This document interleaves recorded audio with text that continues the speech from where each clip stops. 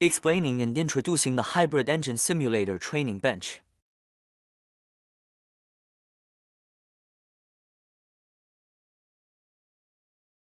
We can look at the instrumentation, the OBD diagnostics. There is also a mode switch for EV. There is also a P gear switch. And this is the gear lever. And our smart key. There is also a one-button start switch. And the gasoline pressure gauge. Then the vacuum gauge. And then the bottom looks at the hull. Here is a brake oil can. Brake fluid is added here. Here is a coolant for the engine. The cooling kettle is added from here. Fill coolant. Added here. And then here is a brake pedal assembly. This is the brake switch. And then over here is a brake position sensor. Here's our gas pedal. And this one here. Sharp volt battery. And then up here is a fuse assembly. It records a fuse and relay.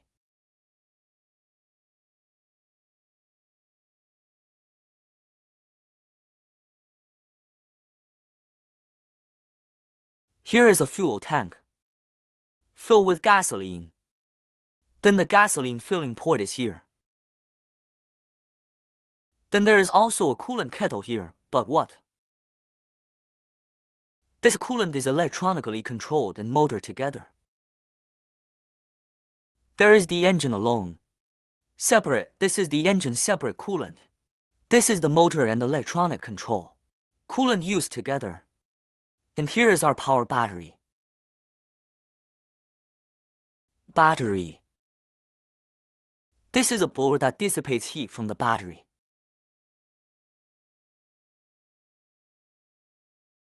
And then this one here is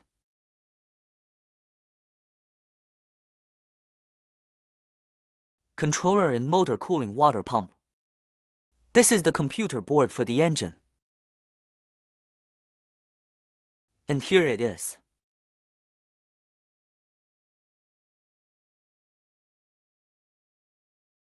Airflow meter. Engine intake detection. There is also a camshaft position sensor. And this is a 4-cylinder ignition coil 431. This is a TVV valve. 这个是 TVV 法。And there's a fuel injector over here. Fuel injector sensor. There are also throttle sensors. This is an electronic water pump. Here is the oil pressure. Crankshaft position sensor. This is a brake. A half-axis. And croissants. And oxygen sensors.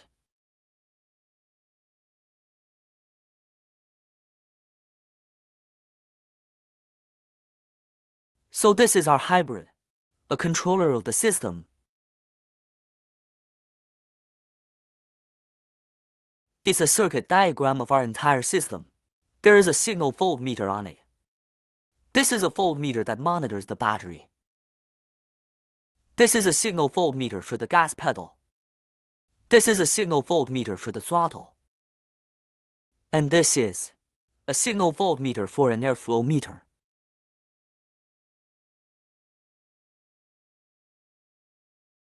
In the second step, we conduct a practical training operation. Then we first tighten the battery. Power on. Then step on the brake pedal. Then press start. Now our mix. The powertrain had been activated. Then we can run it in gear. Then dial down to the D file. Then dial this way to be in gear N. Then up is a reverse gear. Then this is the P file.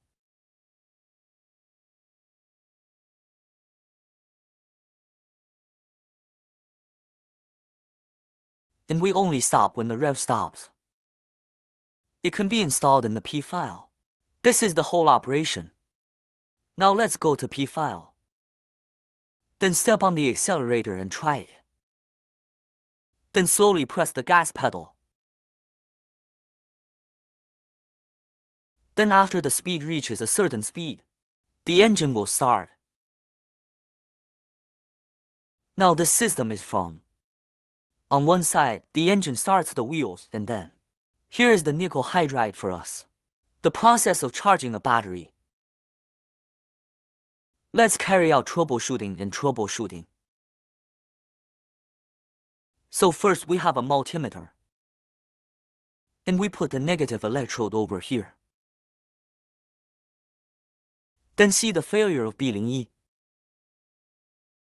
We first measure a signal voltage at normal times.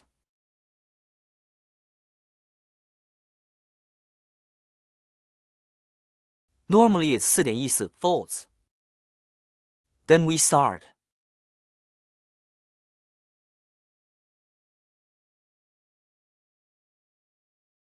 Start. At that time, we are in gear. It will have a signal of a change.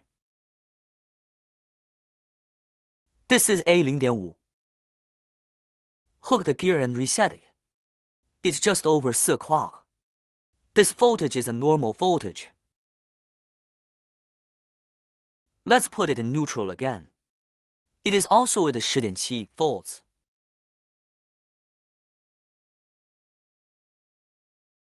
When hanging in D file, it's a little over 2 o'clock. There is a different one of these 3 gears. Voltage.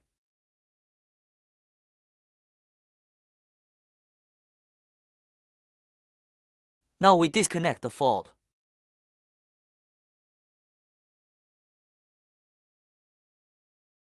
No E is broken.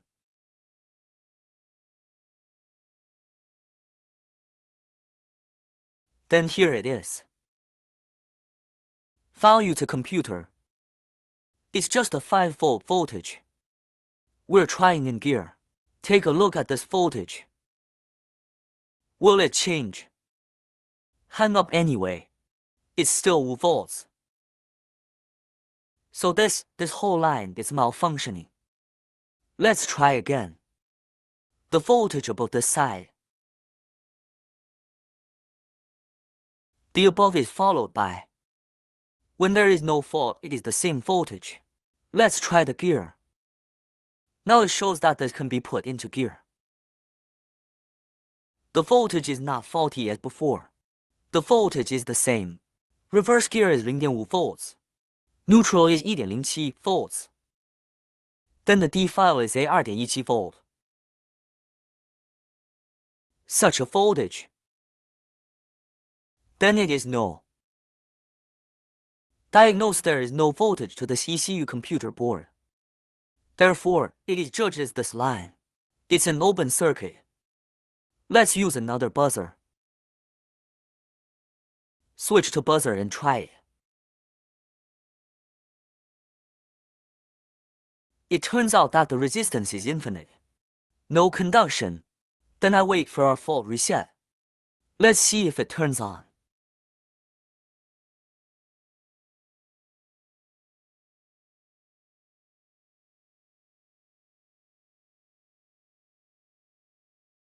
Found to be conducting.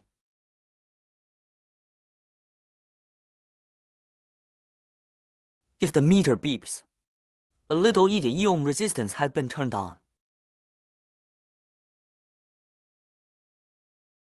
Other faults. Also a similar. Let's try fault number R. Fault no R is a gas pedal. A VCD of the door pedal is A5 volt. A normal voltage condition.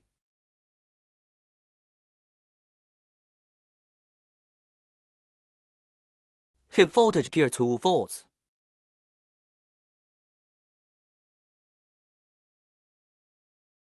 Step on the accelerator and don't step on the accelerator. Voltage doesn't change, because this is a supply voltage for the pedal. And we disconnect the fault.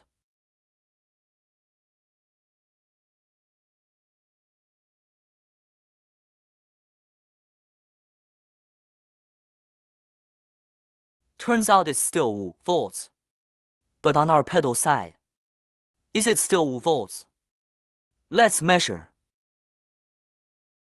On the pedal side, it's in volts.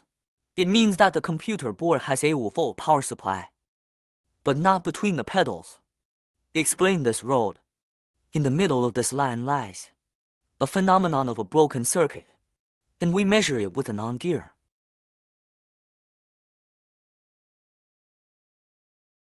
Found this, it's got a differential pressure, 5 volts.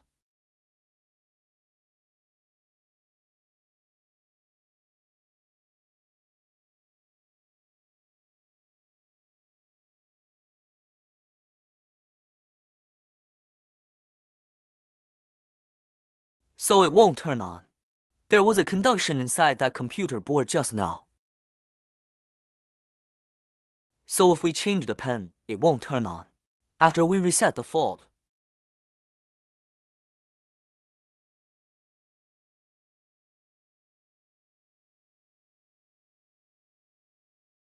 After fault reset, it means that this line is connected.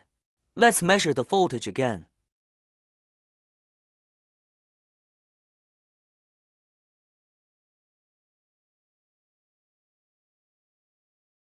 Okay, it's 5 volts. The computer board gives 5 volts. Let's look at the pedals here.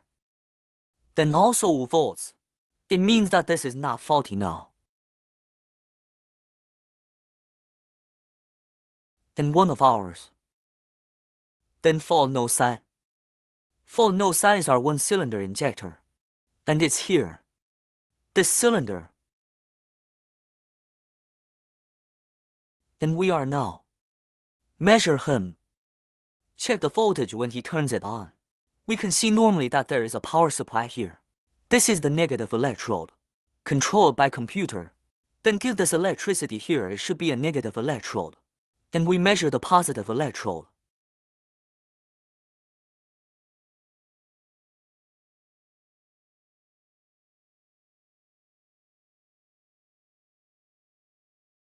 And this is the one with no voltage. When we start the engine, take a look. Step on the accelerator. Then found that it will have a numerical change. It's still soon, let's break the fault.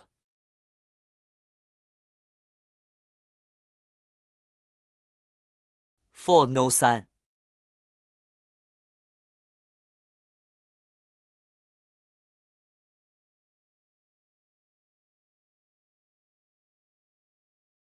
Let's try to turn it on again.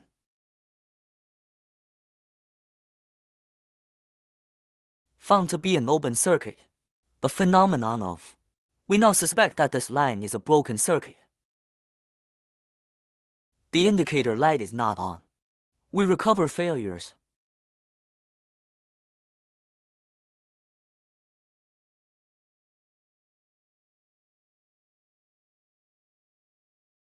Then the engine is also running normally and smoothly.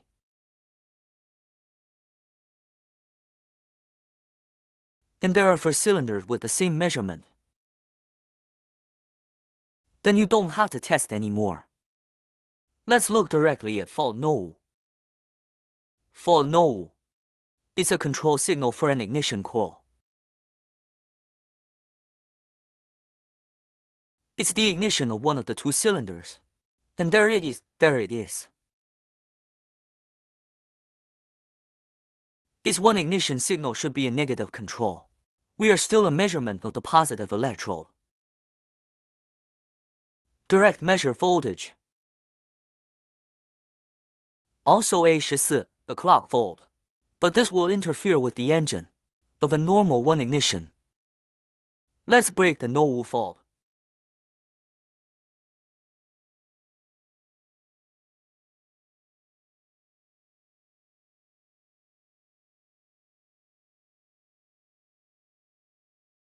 It's already a lack of cylinder jitter. And there's also 14 volts here. Then the injectors over there don't work either. Let's look at the conduction.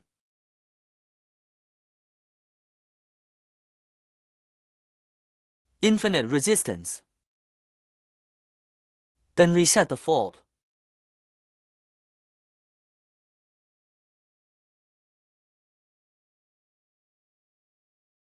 Then the engine is now normal work.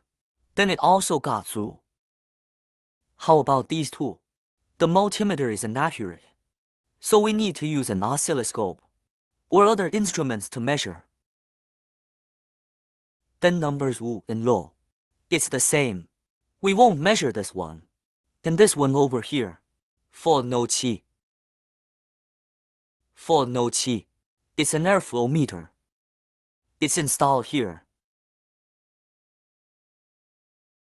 We are now to measure one of its electrical signals against the multimeter. Clip the negative electrode here. Then the engine stopped. When its battery is fully charged, it will turn off by itself. So let's look at the voltage of the computer. The computer it is now has a 1.53 volt. Then we disconnect the fault.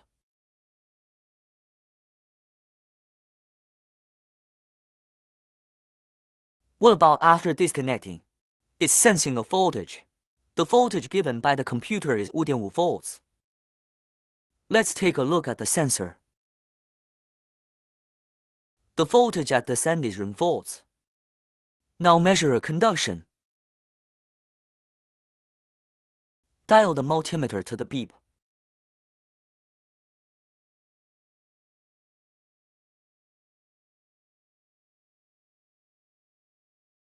It was found that its resistance is non-conductive.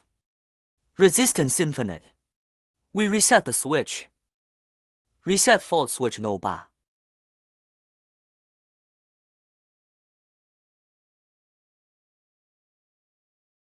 Turn it on and then measure one of its electrical signals.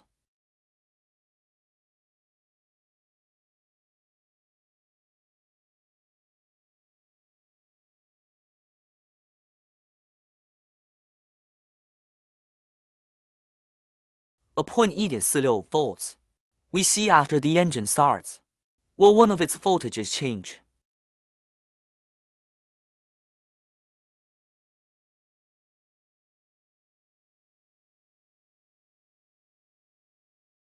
His voltage is slightly increased when the engine starts. One of his voltages will change. Let's take a look at fault no ba now. It's a TVV 是那个凸轮轴的一个 TVV 法。Also installed here. This sensor installed in the engine. Let's look at it in a normal situation. What is one of its voltages? It is the signal given by the 0.87 computer. Let's take a look again. The above is also 0.87. We malfunctioned and disconnected it. Fault no ba. You can see the voltage was 14 volts at the beginning. It's now 0.53 volts. Let's look at the sensor again. The sensor side is in volts. Then we test the conduction again.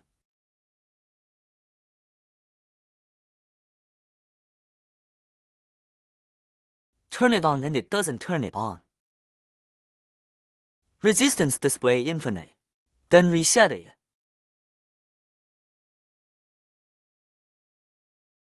Then it turns on. It means that there is a difference between this, a phenomenon of a broken circuit. This sensor, it doesn't work all the time. That is, it detects. Adjust some working conditions of the engine. Adjust near performance of an open. Or a delay in closing. So we start the engine. Look at one of its signal voltages a change.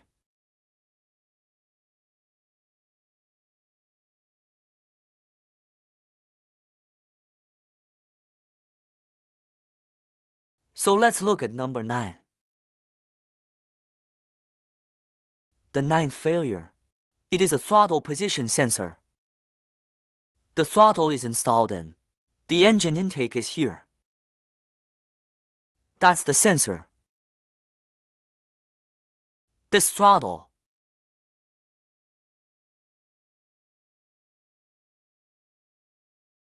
We now measure one of it.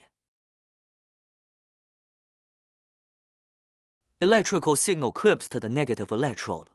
The black ones are all negative. We just clip it in positive. In positive, it is a signal voltage of 14.2 volts.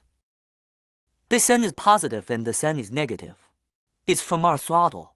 1 voltage for a motor. Let's disconnect the fault and try it. Fault 9.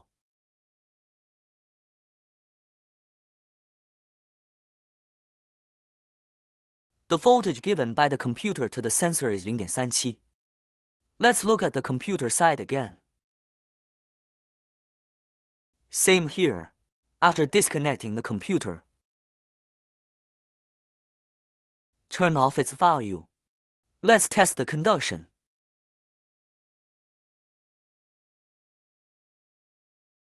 Found it to be an open circuit. Let's reset one and take a look after resetting.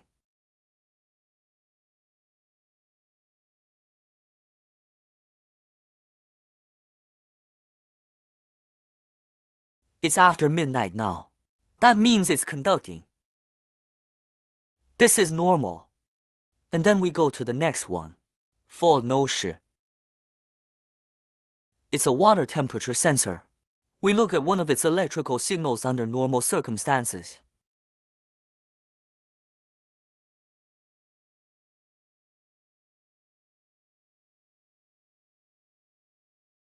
It's 72 volts.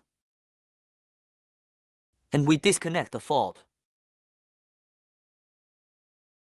Found out that it is now jumping for 5 volts. And let's measure the sensor side.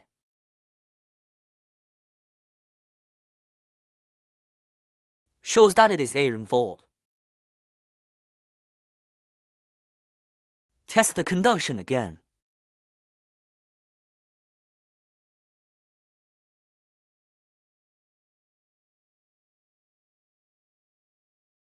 Its resistance is also infinite.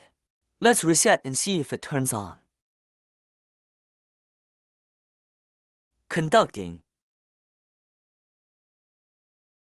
There is also fault number 11. It's a camshaft position sensor. This is the sensor.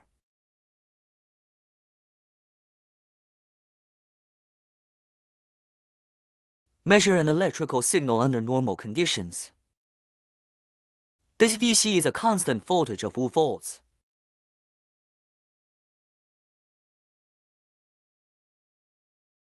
We disconnect the fault. He's still 5 volts, but we measure the sensor to the sensor side. The voltage to the sensor is 1 volts. Let's test the conduction again.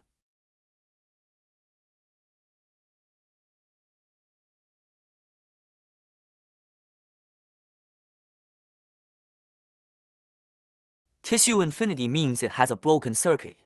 It's normally conductive. Just a resistance of 0 ohms.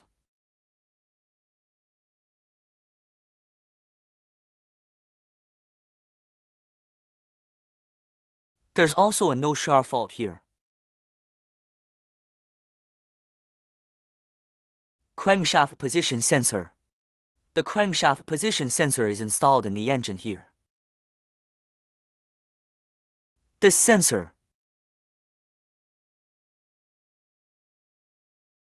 This black one.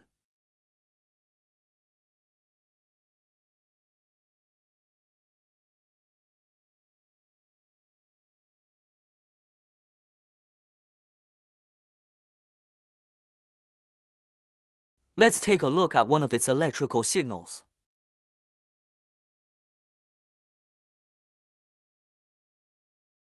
It's now 8 volt. Let me take a look at N positive. It is also in volts. We are checking the power supply. Found out it was A 14.36 volt. Let's disconnect the fault and try it. It is also A 14 伏. Let's measure the end of the sensor. It is also A 14.36 volt. Let's measure the conduction.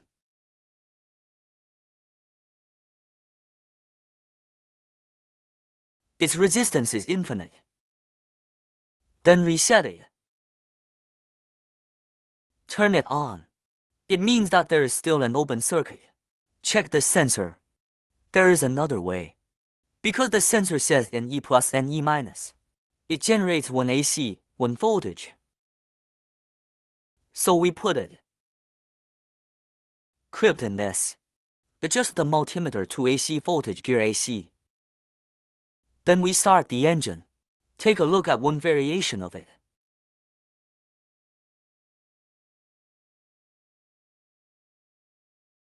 Start the engine at once.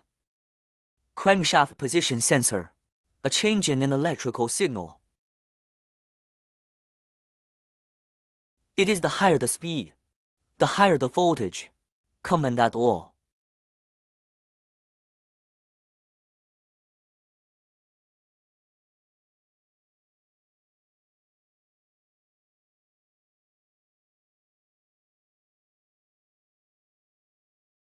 Slow down.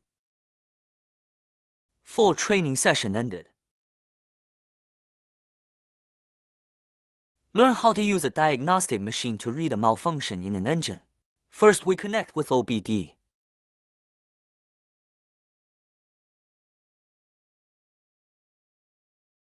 Choosing between tradition and diagnosis.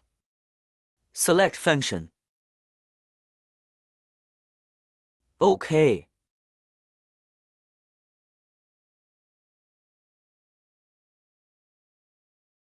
Click to automatically search.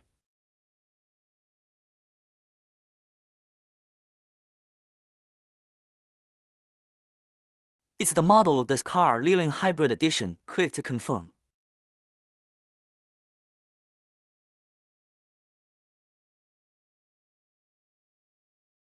Now let's go into one of our engine systems and transmissions.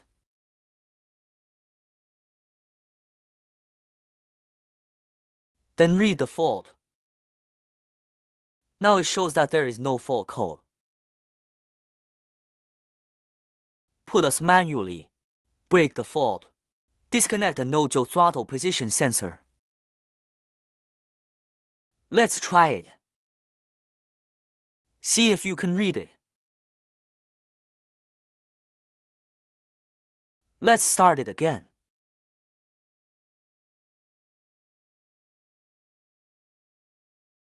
Read failure.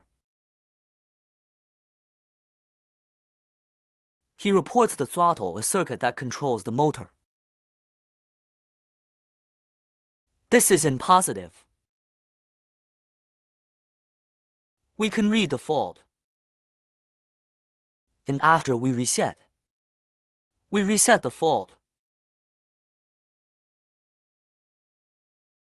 After fault reset, we clear the fault code.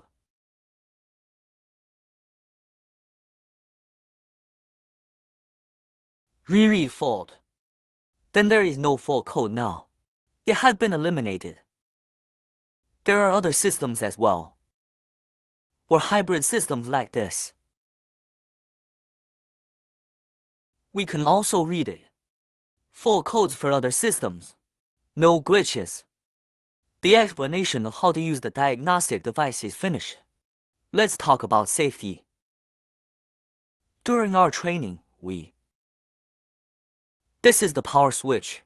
After our training is over, be sure to unscrew this to achieve a protection against power failure of the system. And the fuel tank here. The fuel tank is combustible. We must keep an open flame away. And there's a high voltage battery over here. The orange line is a high voltage electric.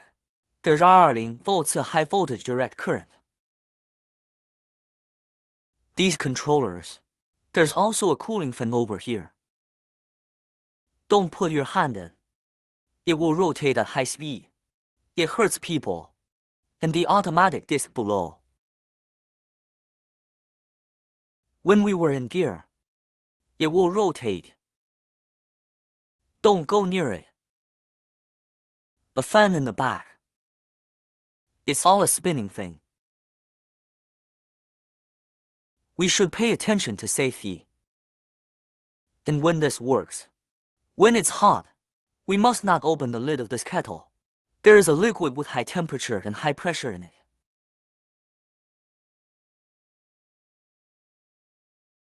And so is the coolant here. Then the engine starts. Do not open this, to avoid burns. And the croissant over here. So is this automatic disc. And there's an exhaust pipe over here. When getting in the car, the exhaust pipe is very hot. Should we touch here?